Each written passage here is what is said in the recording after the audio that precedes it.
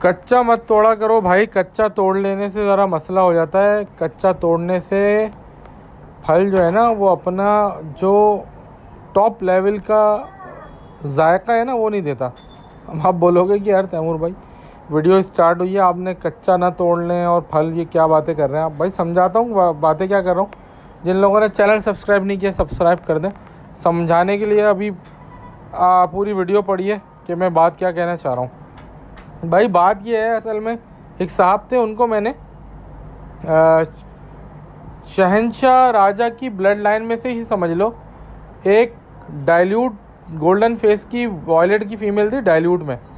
अच्छा वो साहब आए मेरे घर पे और उनको मैंने कहा कि भाई आप, अच्छा वो चाह रहे थे कि यार शहंशाह राजा जैसे बच्चे निकालना ना, तो अब उनके पास बजट नहीं था।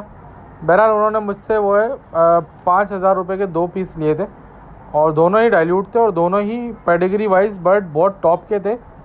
अब देखो डाइल्यूट बर्ड ना वैसे तो अच्छा नहीं होता, ठीक है, मतलब हाँ कोई भी बंदा नहीं चाहेगा कि डाइल्यूट बर्ड्स लगाए जाएं या उसके बच्चे डाइल्यूट निकलें। लेकिन रेम्बो की फील्ड के अंदर जो लोग पुराने हो गए ना, उनको पता है कि रेम्बो से रेम्बो लगाओ तो मुख्तलिफ़ किस्म के बच्चे आते हैं, उनमें से एक बच्चा डाइल्यूट भी है, डाइल्यूट भी आ जाता है। हाँ बहुत ज़्यादा प्योर ब्लड लाइन हो तो उस ब्लड लाइन में डाइल्यूट बच्चे नहीं आते। तो अगर मैं आपको ये समझाने के लिए बात कह रहा हूँ कि अगर किसी अच्छे ब्लड लाइन में से डाइल्यूट बच्चा आ गया तो क्या वो डाइल्यूट बच्चा बेच दिया जाए? नहीं, उसको रखना है, हाँ रख सकते हैं उसको, लेकिन किसके लिए? ऐसे बंदे के लिए जिसके पास बजट नहीं है। अब जैसे मिसाल के तौर पे शहंशाह और राजा जैसे बर्ड ज़ाहिर है इस मार्केट के अंदर तो अवेलेबल ही नहीं होते, और अगर होते हैं तो उनकी डिमांड बहुत हाई होती है, आप अफोर्ड नहीं कर सकते। अब आप चाह रहे हो 5,000 के अंदर आपको ऐसा पेयर मिल जाए जो शहंशाह और राजा जैसे बर्ड दे दे, तो आपको करना ही होगा कि लेसर बर्ड लेना होगा। लेसर बर्ड आपको कैसे मिलेगा कि आप शहंशाह और राजा जैसे बर्ड्स की ब्लड लाइन में से जो लेसर या कम वैल्यू वाले बर्ड, डाइल्यूट बर्ड निकलते हैं, उनको ले लो आप और उनको आप अपने बर्ड से आउट क्रॉस कराओ, और ताकि आपके पास जो है अच्छी क्वालिटी प्रोड्यूस हो जाए। अच्छा वो बड़े मियाँ जो थे वो मुझसे लेके गए, उन्होंने जो है वो कुछ दिन बाद पता नहीं उनको किसी ने भड़काया बहकाया या क्या किया, वल्लाह आलम। बहरहाल उनको जो मैंने बोला था उन्होंने मेरी बात नहीं मानी और वो जो मेरे से पेयर लेके गए थे वो उन्होंने बेच दिया, किसी और को बेच दिया। बल्कि किसी और को क्या, वो लालू खेत में बेच रहे थे तो मैंने ही उनसे वो ख़रीद लिया था, क्योंकि मुझे तो उनकी पेडिग्री पता थी, तो वो मैंने ही ख़रीद लिया था। और फिर मैंने अभी वो पेयर तो नहीं, मतलब वो मादी किसी भाई के पास लगवाई भी, इंशाल्लाह उससे जब रिज़ल्ट आएगा तो आप लोगों से शेयर करूँगा। तो बताने का मकसद, अच्छा अब वो कच्चा तोड़ लिया से मतलब ये था कि अब वो जो बड़े मियाँ थे उनको चाहिए था कि वो मेरी बात को समझते सुनते और मैंने जो कहा था ना उस पर अमल करते। अब वो मुझसे पट्ठे लेके गए थे, पट्ठे तैयार भी किए उन्होंने, और जब तैयार हो गए, अब जब रिज़ल्ट लेने का टाइम आया उन्होंने बेच दिया ये सोच करके कि नहीं यार ये तो डाइल्यूट है, ये बेकार है। अबे भाई बेकार, मैं खुद कह रहा हूँ डाइल्यूट बर्ड बेकार होता है, लेकिन आप ये भी तो देखो पेडिग्री के शहंशाह और राजा की ब्लड लाइनों में से निकले हुए जो डाइल्यूट के बर्ड हैं, वो डाइल्यूट बर्ड बेकार थोड़ी होंगे। वो डाइल्यूट बर्ड अच्छे माँ बाप के मतलब निकले हुए हैं, उनसे आप अच्छी पेडिग्री बना सकते हो, ठीक है ना। आप सस्ते में काम करना चाह रहे हो ना यार, तो सस्ते में तो काम हो रहा है आपका, लेकिन आप थोड़ा सब्र तो करो जो आपको समझाया जा रहा है। अब आप एक तरफ कहते हो उस्ताद, अब जो लुब्बे लुबाब है ना भाई पूरी वीडियो का, वो ये है क्लाइमेक्स कि भाई आप अपना उस्ताद लाजमी रखो। रेम्बो की फील्ड ना बगैर उस्ताद की नहीं चलती।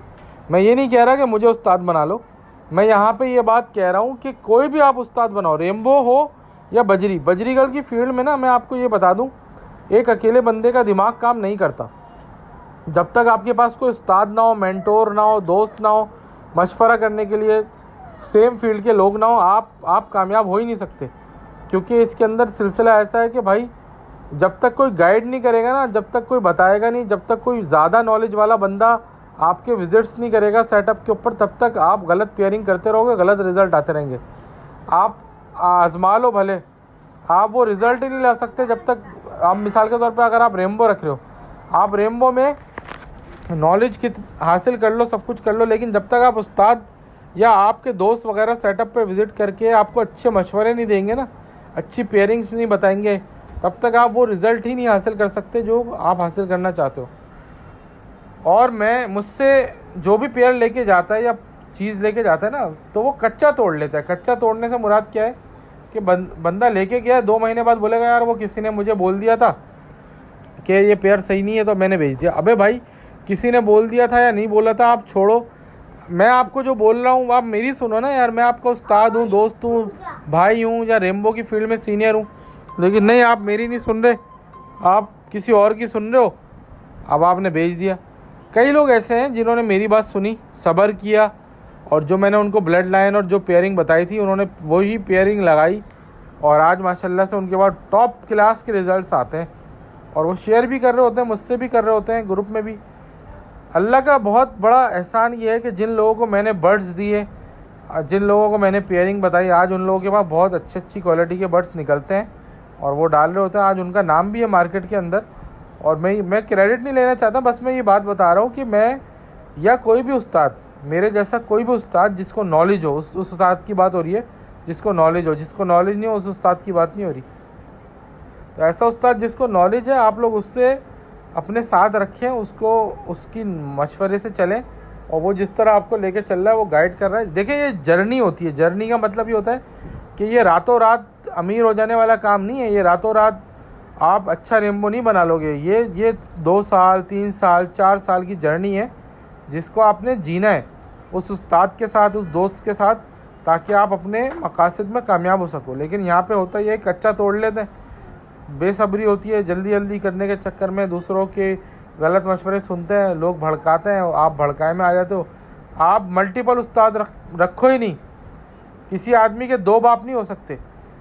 इसी तरह उस्ताद भी ना आप एक ही रखो और उसी के मशवरे पे चलते रहो। और मतलब अकाउंटेबल रहेगा ना वो। मतलब आपने एक उस्ताद रखा, आप बोलोगे यार उस्ताद आप लेके चलो, वो चल रहा है, साल हो गया, 1.5 साल 2 साल, रिजल्ट नहीं आ रहा, फिर आप बदलो उस्ताद के। हाँ यार क्या हो गया भाई, 2 साल हो गए, 3 साल हो गए, 4 साल हो गए, अभी तक हमारा रिजल्ट नहीं आया, तो आप उस्ताद बदलो। लेकिन वो उस्ताद 3 साल बाद अगर रिजल्ट आपको ना दे तो फिर मेरा नाम बदल देना। ज़ाहिर है उसका एक तजुर्बा होता है, वो आपको चीज़ें जिस तरह लेके चलता है कि यार इससे ये लगाओ फिर ये आएगा, इससे ये लगाओ फिर ये आएगा, इससे ये लगाओ फिर ये आएगा। अब इस सारी वर्किंग के अंदर टाइम लग जाता है, तो टाइम लगता है, फिर वो रिज़ल्ट आता है, फिर आप मानते हो। अब मसला ये टाइम कोई लगाता ही नहीं, और जल्दबाजी के अंदर जो है ना वो उस्ताद बदलते रहते हैं। और हर उस्ताद जो है वो शुरू में जो वर्किंग कराता है वो रिज़ल्ट आते नहीं है, और लोग जो है ना समझते हैं ये बेकार आदमी है। बेकार कोई नहीं होता भाई, हर बंदे का तजुर्बा है। हाँ बस मैं ये कहता हूँ ज़रूर कि अच्छा उस्ताद हो, नॉलेज वाला हो, पढ़ा लिखा हो, तमीज़दार हो, लालची ना हो, तो उसको आप लेके चलें आप अपने सेटअप पे अपने साथ, और उससे मशवरे लें। और मैं इस बात पे भी राज़ी हूँ कि हाँ यार कुछ लोग पैसे लेते हैं ना आपसे और आपको कंसल्टेशन देते हैं, आप उसको दे दो, क्योंकि फ्री में कुछ नहीं मिलता। चलें जी, गुड बाय, अल्लाह हाफ़िज़।